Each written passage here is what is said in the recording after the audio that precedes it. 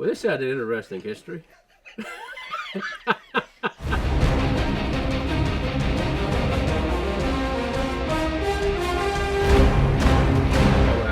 ahead. Go Jerry ahead. just liked this idea already. Go ahead. Go ahead. Do it. Hey everybody, my name's Chad with Sendero Shooting Sports out of Texas, and Jerry's been one of my friends for a while, and I've been up here a couple of times, and walked around here and seen some things that I've been curious about. So this episode is going to be called "What kind of junk is on Jerry's counter?" So to start off, I just went through the shop and I just found some random items, and we're going to set them out in front of him and get the story on them. Tell the story. Okay, what you got? Oh, let's start with this one right here. I still got sand and crevices that shouldn't have sand. Chad invited me to go to Sharkathon, and we spent a few days on a wind-whipped beach in Texas. I'll never be back on a beach again. It was bad memories. I remember Ted Cots didn't even catch a hardhead catfish. That was no fun. Let's do something else. 3 days of misery. Okay, here. The beer wasn't even cold. Well, this is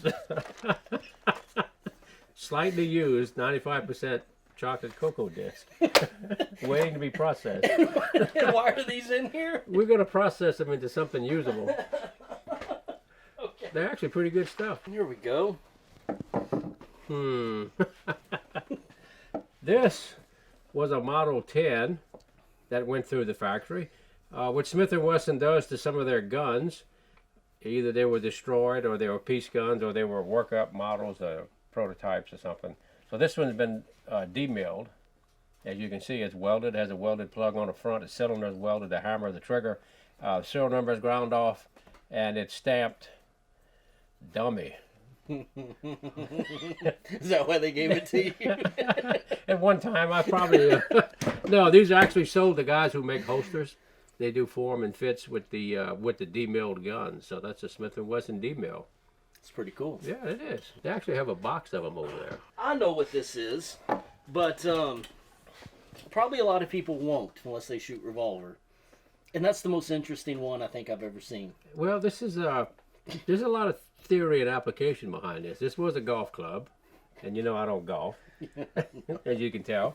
But this actually fits 8.38 specials. It's a demotor for a Model 627 revolver. You can clip 8 rounds of 38 ammo in there. Dump it out. You should patent that. It is. It's patented.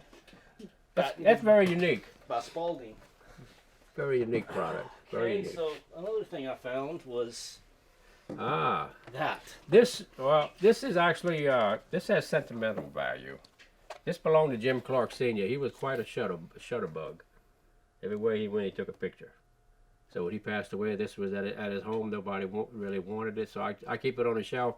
When I look at this, I think of Jim Clark Sr. And what really the memory I come up when I see this, he was a Marine on Saipan. He lasted 21 days before he was shot in combat. He snuck a camera on the beach. You're not supposed to do that. Yeah. And he had told me he had taken like 21 rolls of film, and some of the pictures he described to me, of course, you couldn't have printed them anyway. But he saw some of the war damages and the horror of war, and he was a shutterbug, so he took all these pictures. And when he was finally shot, when he was shot on day 21, they basically left him for dead, and he gave his bag of film to another soldier, hoping to get him back, and he never saw the soldier again. And so when I see this camera, I just kind of think of Jim and all his exploits in the Second War. So it's kind of a unique, just something to look at, I like it. It's kind of cool. Oh. This is a Winchester Flashlight, probably made in the 20s. Found that at my grandpa's house in Texas. Kind of unique. Does it still work? Yeah, I did a little rehab on the switch there. But one thing about the old guys in Texas, they didn't throw much away. You can see where he soldered the clip back in there. Oh yeah. So it's it's seen a few batteries in his day, but it's just something unique. It's Winchester manufactured. And what's kind of interesting in this time period, a lot of the gun companies were in dire straits. They were looking to make anything. So Winchester was making flashlights, and Smith & Wesson was actually making toilet valves at one time. for flush toilets. So they had to branch off because the gun industry was dying. It was during the Great Depression. Nobody had money to go out and buy a $150 revolver or a new Winchester gun. So they made razors, they made toilet valves, they made flashlights. So it's kind of they swapped the industry into everyday products. So that's kind of unique, isn't it? that is. Oh, this is one of my old frogging lights back when I was in my youth.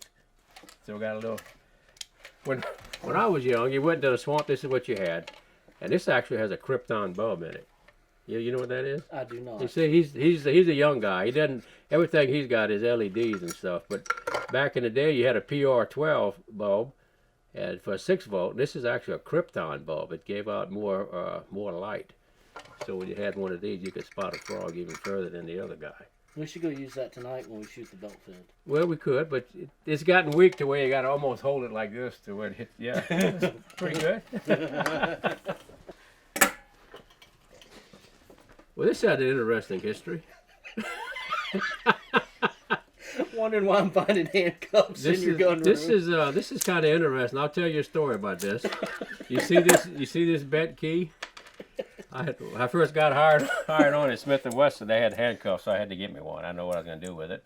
I gave my little brother a set because he was wildlife fisheries agent. So I'm messing around with this thing one day, and I snapped it on my wrist, playing with it, and it came around. I didn't have a key.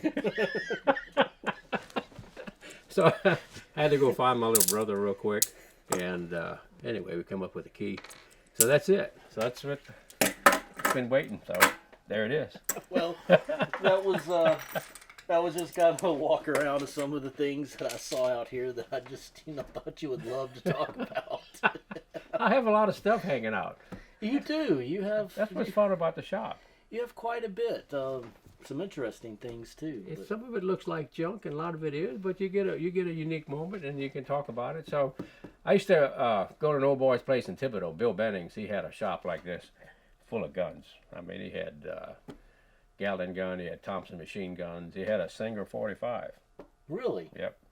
You know that. Had told me that. You know that 1911 that you showed me that was really that pristine Lend-Lease. Yeah. He had a Singer in that same condition. He had it wrapped in an oil rag. That was his pride and joy. But like anyway, a shoebox or something. Yeah. But anyway, we go to Bill's house and he'd pull out something weird, and we'd go shoot and load ammo and have a good time, cast bullets and hang out with old Bill Bennings. It was kind of a fun time. So, all about stories.